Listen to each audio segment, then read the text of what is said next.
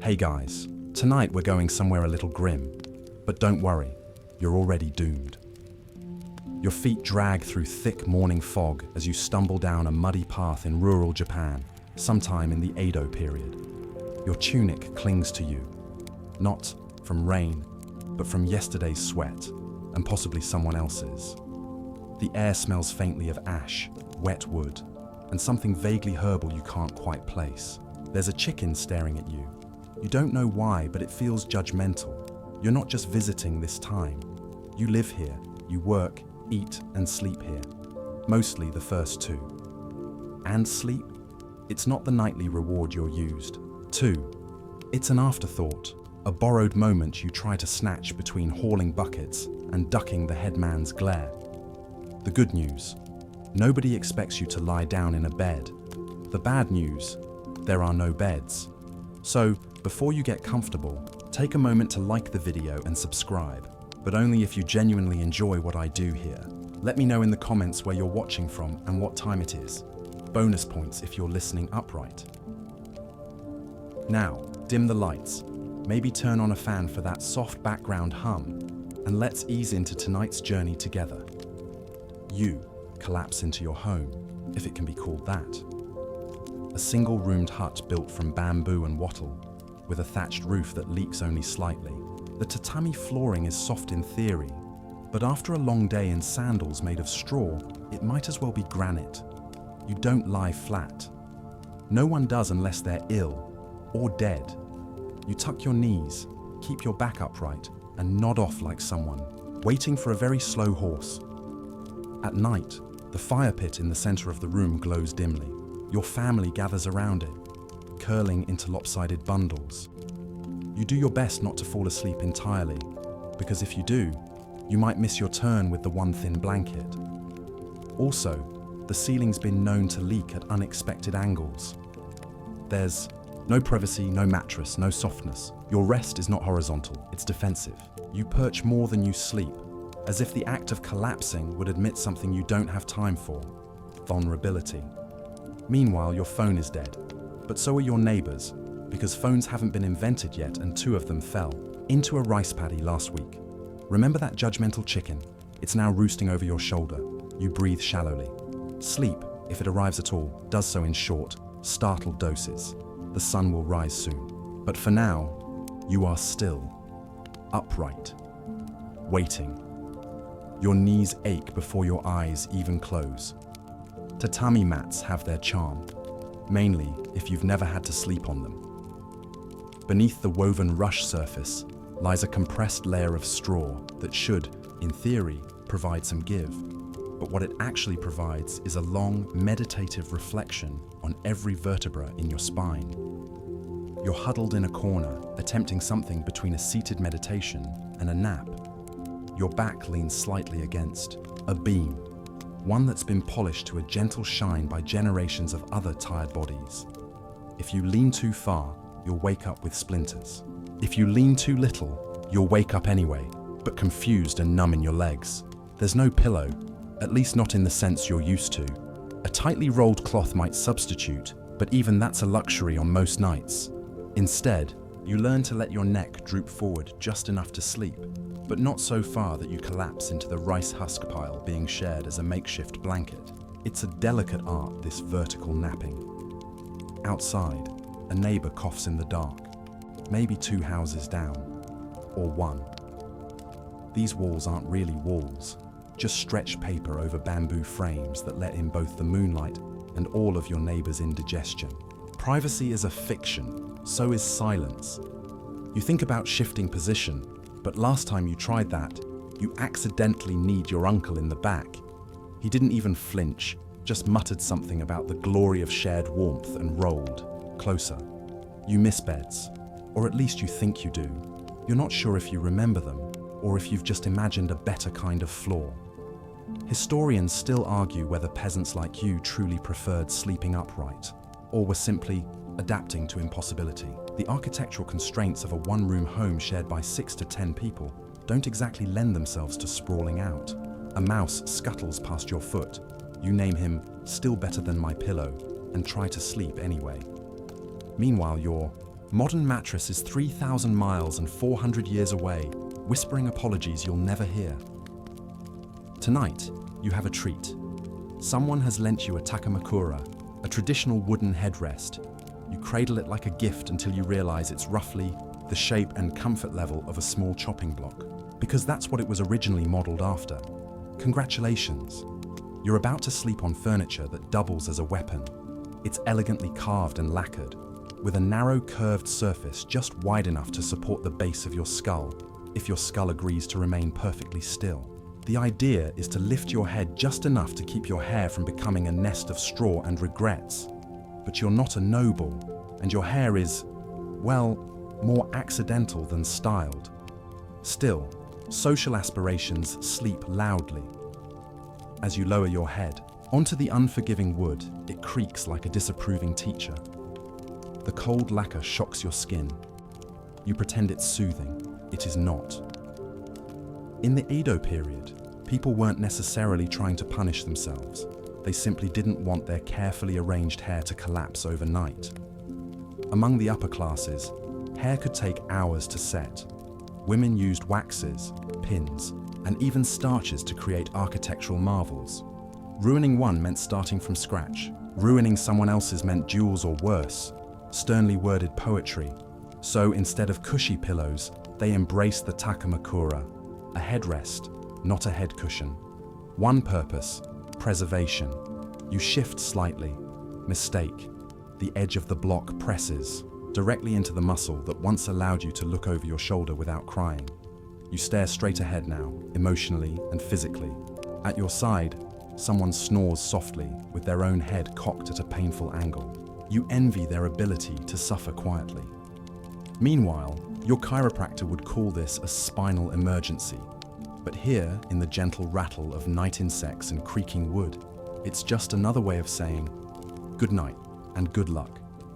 Your neck will never forgive you, and the takamakura doesn't care. You jolt awake, again, not because someone shook you, not even because the wooden headrest finally cracked your will to live. No, because sleeping here means never fully sleeping. The air hums with possibility, and none of it good. You don't lock the door. There is no lock, just a sliding wooden panel that would make a thief laugh and a raccoon feel welcome. This isn't just your house, it's the path between someone else's chickens and someone else's gossip. Anyone could walk in, and sometimes they do. Most of the time, it's your cousin looking for leftover rice. Sometimes it's not. You're not paranoid, you're trained. In feudal Japan, especially in rural or border regions, nighttime wasn't a peaceful reset. It was a cautious intermission between rogue bandits, rival clans, and the occasional drunken samurai stumbling through the wrong village. Staying alert was just part of survival. Sleeping upright? That was the compromise between collapse and readiness. Your position reflects this: knees half drawn, spine alert, neck aching. If you had a sword, it would be near your lap. Instead, you have a wooden spoon. Still, you clutch it like a talisman. Outside, the wind stirs the rice stalks, or maybe it's something walking through them. Either way, your body tightens just slightly. Your feet are numb, but you're ready to flee, eventually. After a nap, you try to close your eyes again, but the paper walls do little to muffle the clink of something metallic from the neighbors. Someone sharpening a tool, or just prepping fish. You'll never know. You don't ask. Historians still argue whether the average villager's caution came from lived danger or simply cultural habits.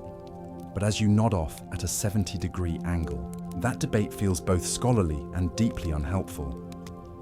Meanwhile, back in your century, security systems send smartphone notifications about falling leaves. Here, a gust of wind is a maybe murder. Sweet dreams. There's a fire in the middle of the room. Not a dramatic blaze, just a low, steady ember nestled in the square hearth, or irori dug into the floor. It's your only heat source, your kitchen, and your nightlight. The flames don't crackle, they whisper, and they do it unevenly.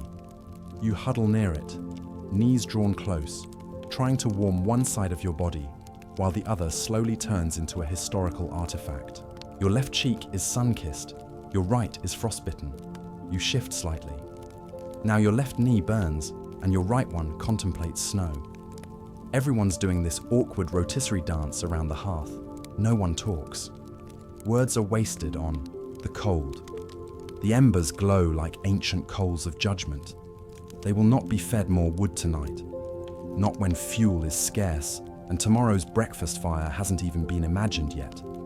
In Edo period homes, the irori was the soul of the household. It cooked your food, dried your clothes, and sort of warmed your soul while it gently smoked your lungs. No chimney, just a ceiling that turns darker every year. You inhale that charcoal-tinged air as if it's a lullaby.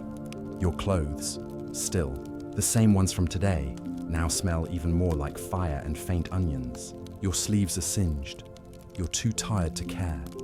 Meanwhile, someone's elbow is in your side. Probably Grandpa. He's muttering in his sleep. Or perhaps he's reciting taxes. Either way, you lean just slightly toward the warmth again. But the edge of the fire pit bites back. There's no winning here, just tiny battles of temperature and endurance. Historians still argue whether the fire was primarily functional or symbolic. But tonight, for you, it's a cruel joke in orange light. Too close and you cook, too far and you freeze. Back in your modern bedroom, the thermostat maintains a solid 72 degrees. Here, your comfort depends on how many toes you're willing to sacrifice to glowing embers. You're not alone tonight. Of course you aren't. Space is a concept for wealthier people. People with separate walls or rooms, or even boundaries. You, however, are sleeping in arm's reach of a samurai, or rather, a lightly snoozing samurai who might not be sleeping at all. You don't know his name. You were told only that he's passing through, and that he's disciplined, which is the Edo period way of saying, don't sneeze near him. He sits with perfect posture, his hand resting casually, but not too casually, near his wakizashi. That's the shorter of the two swords, the indoor one. You'd love to drift off, but there's something uniquely tension-inducing about sharing sleep space with a trained warrior who might wake up mid-dream and test his blade reflexively. You shuffle half an inch away. It makes no difference. The samurai doesn't blink. He might not even breathe. Historically, samurai were trained not just in combat, but in awareness. Constant, unwavering awareness. They slept upright. They ate sparingly. They didn't really relax. Some even used meditation benches to rest in positions that doubled as combat readiness. You, meanwhile, are trying not to let your stomach growl loud enough to sound like an insult. The room is quiet except for the fire, your own heartbeat, and the rhythmic creak of a nearby floorboard someone forgot to fix 40 years ago. You inhale, you exhale. You try not to exhale too loudly. A thread of drool begins to form at the corner of your mouth. You catch it with your sleeve like the dignified creature you are. Historians still argue whether samurai truly slept in the way we understand the word, or if they merely paused.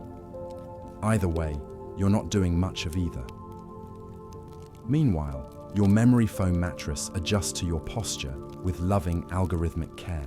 This floor has adjusted to nothing except your lowered expectations. You wake up, or maybe you never quite slept, to the unmistakable sensation of losing. Specifically, losing your only head cushion to someone smaller, more determined and, with significantly sharper elbows, your younger brother. He's managed, in the dead of night, to inch closer and closer to you like some slow-moving human tide, until, somehow, his head is now on your pillow substitute, and yours is pressed, directly against the woven wall. You're too tired to fight him. He smells like pickled radish and triumph. In a home where everyone sleeps in the same room, siblings, parents, grandparents, guests, and now an emotionally unreadable samurai, there's no such thing as personal space. Sleep is a shared battlefield, and you are, without doubt, losing the war. You tug at your makeshift cushion, a folded cloth that was barely sufficient to begin with, and manage to reclaim a corner. He grunts and retaliates by kicking you in the shin. The gesture is silent, but deeply eloquent. This is the nighttime language of siblings in Edo, Japan. Passive-aggressive wrestling under the guise of dreaming. You shift again, and your foot brushes something damp. You hope it's just the tatami mat still drying from a spill earlier. You hope. Shared bedding was the norm for many families, especially among the peasant class. It wasn't just economic, it was practical. Human warmth meant survival, and everyone knew the rhythm of everyone else's breathing. Unfortunately, they also knew the rhythm of your snoring, which your grandmother complains about with shocking regularity. Historians still argue whether these sleeping arrangements strengthened family bonds or merely made privacy a myth. You lean toward the latter, especially as someone else's toenail makes contact with your calf. Meanwhile, in your modern apartment, someone complains if their partner breathes too loudly. Here, you've learned to treasure moments when no one is actively stealing your blanket. Remember that wooden pillow, still gone. Somewhere in the distance, a deep gong rolls across the hills. It's not in your dream, because you're not asleep. It's real, and it's loud. The nearby Buddhist temple has decided, as it does every night, to remind the world that time is passing. You already know. Your joints have been counting the hours for you. The temple bell, or bonsho, is meant to calm the spirit, signal the hour, and connect the waking world to something deeper. What it actually does is make you sit, bolt upright, and knock your wooden pillow over with your shoulder. It hits the floor with a thud. Everyone stirs. The samurai doesn't move. He might be part of the architecture. You try to reposition yourself, but now that you're awake, another thought slinks into your mind like a cold rat. You need to pee. This isn't a modern inconvenience. It's an ordeal. There's no indoor bathroom. There's barely an outdoor one.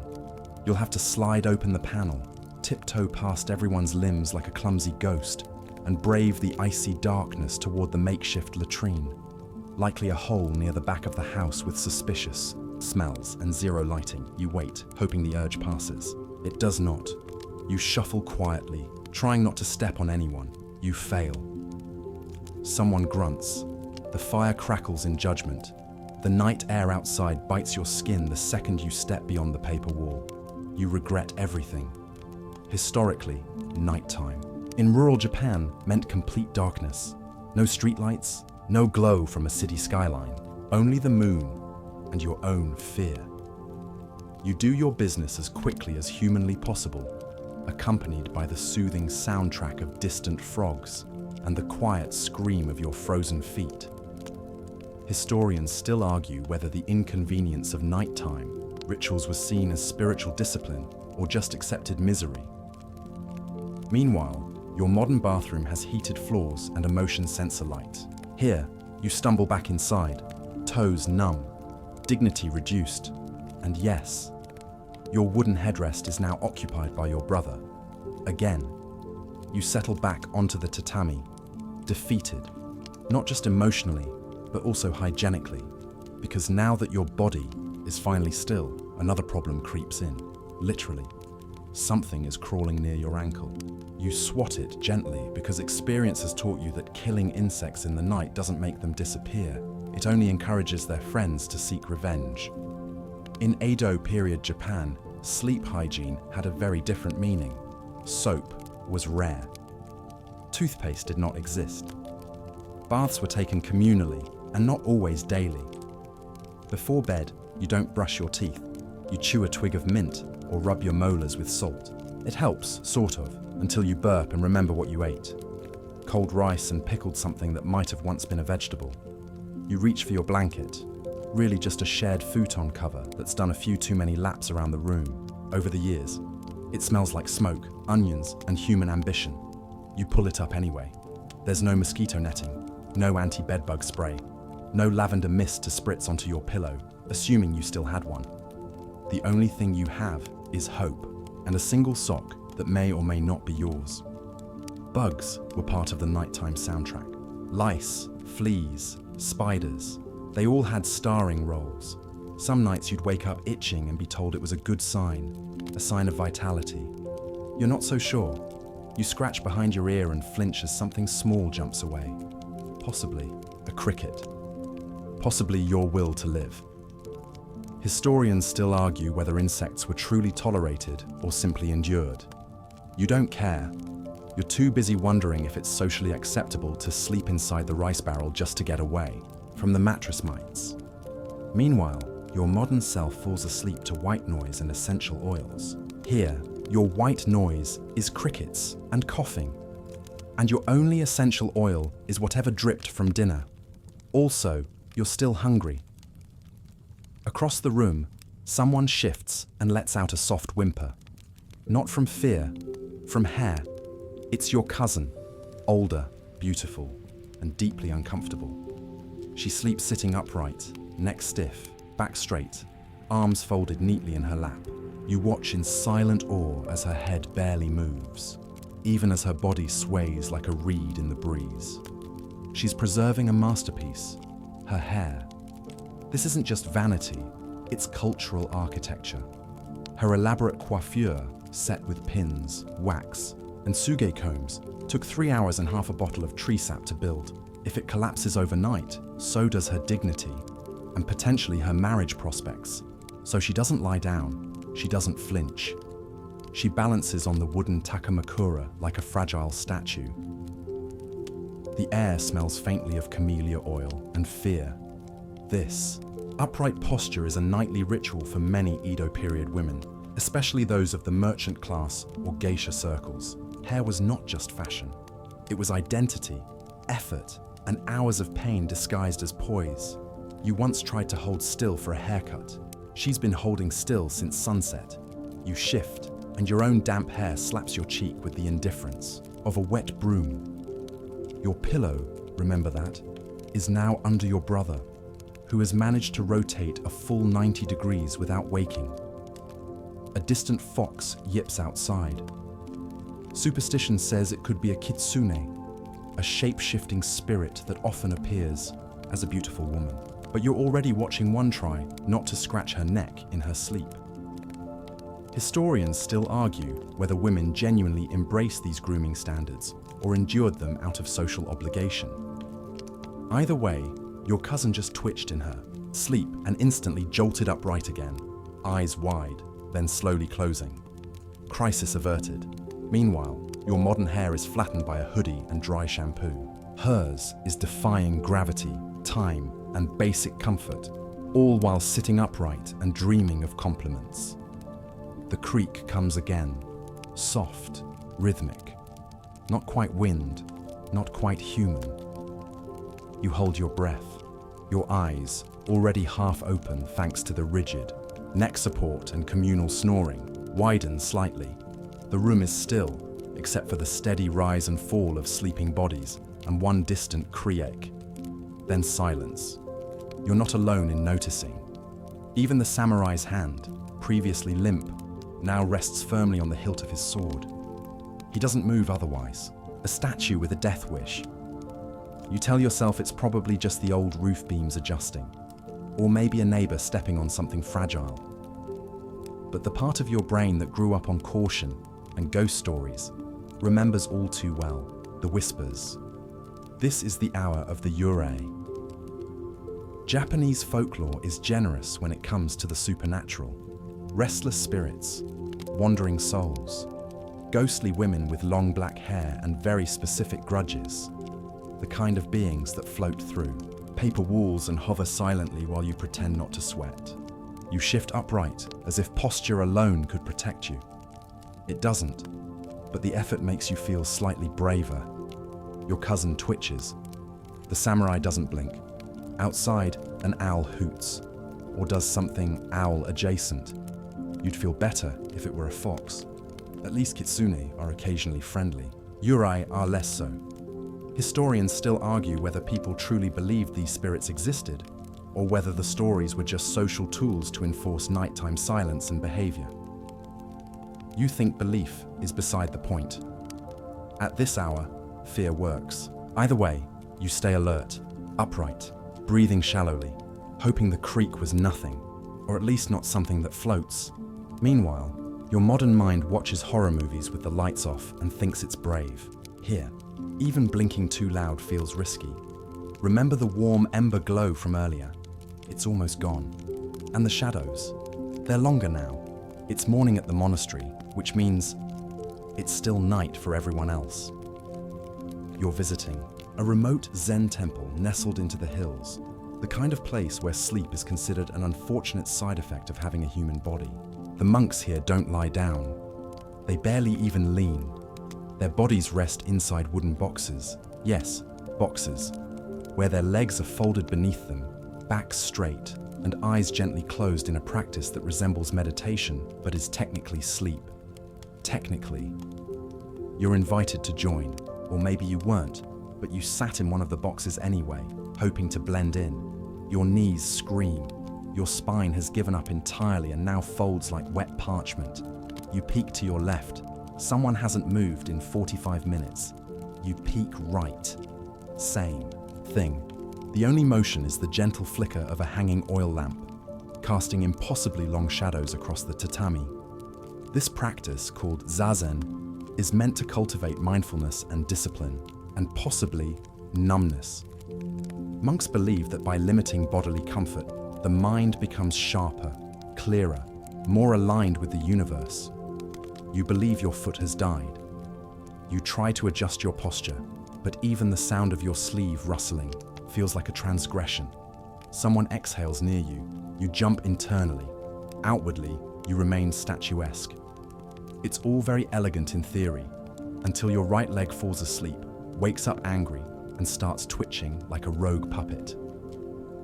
Historians still argue whether Zen monks actually slept or merely entered prolonged states of semi-conscious stillness. After 15 minutes in this box, you suspect it's neither. It's just suffering with better branding. Meanwhile, your modern sleep app gently nudges you into 8 hours of REM with whale sounds. Here, the only sound is your own inner monologue, begging for a pillow or a stretcher. Remember your cousin and her upright hairstyle. At least she got to blink. You blink, just once. It's all you're allowed, and yet somehow, you wake up feeling 20 years older. Your neck no longer bends the way it used to, or maybe it never did. Your legs unfold like rusted garden tools. Every joint issues a protest in a language you don't speak, but deeply understand. This is what victory feels like, surviving a nap. The room is still dim, though not from lack of light. The paper walls are softly glowing now, tinted with early sunlight, as if nature is politely reminding everyone that the suffering will soon be visible again. You try to sit upright, then realize you already are. You never stopped. Your entire night was a sequence of slow slumps, tiny corrections, and one especially regrettable tilt that gave you a cramp in a muscle you didn't know you had. Dreams. You don't remember any. Did you even have them? Or were they replaced by flickering half-thoughts about warmth, bugs, and the sound of your brother chewing in his sleep? Historically, some accounts suggest that sleeping upright led to shallower, more fragmented rest. Others claim it made people more spiritually attuned. You suspect it mostly made people cranky before breakfast. Still, you wonder, was there a certain clarity in this discomfort? A kind of forced simplicity? Maybe. Then your back spasms, and you forget what you were thinking. Outside, birds begin, chirping. Joyful little liars. You shuffle toward the doorway and stretch, if one can call wincing with arms half raised a stretch. Meanwhile, your modern mattress sends you sleep quality reports. Here, sleep quality is measured by whether you drooled directly onto someone else's blanket. Remember that wooden pillow you fought so hard for? It's across the room now, abandoned. No one wants it anymore. You bend down to pick it up, and your spine audibly objects. The pillow is heavier than it looks. Or maybe you're just weaker than you remember. Either way, lifting it feels like hoisting a small emotional defeat. You return it to its corner, where it leans solemnly against the wall, the lacquer surface catching a glint of morning light. It has survived the night better than you have. You sit down again, legs crossed, eyes half-lidded, and sigh. Not because you're relaxed, but because breathing too deeply might shift something out of alignment. Across the room, someone stirs. Your brother, somehow refreshed, stretches like a cat and offers you a crumb of dried fish from last night's dinner. You accept it, not because you're hungry, but because this is the closest thing you've had to a win in 12 hours. You look around at the others, family, travelers, the samurai, who may or may not have moved, and your cousin, still frozen in her upright pose of hair-preserving nobility. She's blinking now, barely. It's a new day, but your body doesn't know it yet. In traditional Japanese homes, mornings were brisk. Sleep ended not with yawns and coffee, but with sweeping, fire-stoking, rice-washing, and more bowing than you feel emotionally ready for. There's no transition time. Just a shift from one endurance event to another. You shift your weight and feel something snap. Hopefully it was just a twig beneath the mat. Hopefully. Historians still argue whether the strict routines of Edo mornings reflected discipline or just deeply suppressed exhaustion. You suspect both, mostly the latter. Meanwhile, your modern self snoozes alarms 4 times before complaining. Here, if you oversleep, someone assumes you're ill or dead and begins dividing up your chores. Remember the shared blanket? It's now being folded by your grandmother with the speed and precision of a military exercise. You offer to help. She laughs. Your contribution to the morning will begin later, with a broom and a deeply misplaced sense of gratitude. You stand up slowly. Too slowly. The kind of slow that makes people ask if you're okay, even when the answer is clearly not even slightly. Your knees crack like small fireworks. Your back feels as if it's been translated incorrectly, but upright you remain because there's no choice. There never was. The room is now bright with soft daylight, the kind that promises nothing except the return of every chore you momentarily forgot overnight. You step toward the doorway. A breeze slides through the gaps in the paper wall, carrying the faint smell of wet earth and misfortune. Breakfast is waiting. You already know what it is. Rice, possibly miso if it's a lucky day. Your body craves protein, warmth, sleep, basically anything it's not going to get. You sit on your heels again and accept your bowl with both hands like a polite prisoner. Someone mumbles a morning greeting. You try to respond, but your jaw is stiff from having clenched it all night in the name of vertical slumber. As you eat, you glance around at the other survivors of the night. No one looks particularly well rested, but everyone is upright. Sort of. You begin to wonder if that was the point all along. Not comfort, not rejuvenation, but the quiet dignity of enduring something no one enjoys and pretending you're fine with it. You are not fine with it, but you are quiet and dignified enough. Historians still argue whether upright sleeping practices were an evolution of necessity or a reflection of deep cultural values around self-discipline. You argue that they hurt. Every part of your body votes no. Meanwhile, your modern self will one day wake up with a crick in your neck and complain on social media. Here, you wake up with a crick in your soul and bow to the rising sun anyway. Remember the damp tunic you wore to bed? It's still damp. So is the day ahead. But for now, you've made it through the night. Upright, almost whole.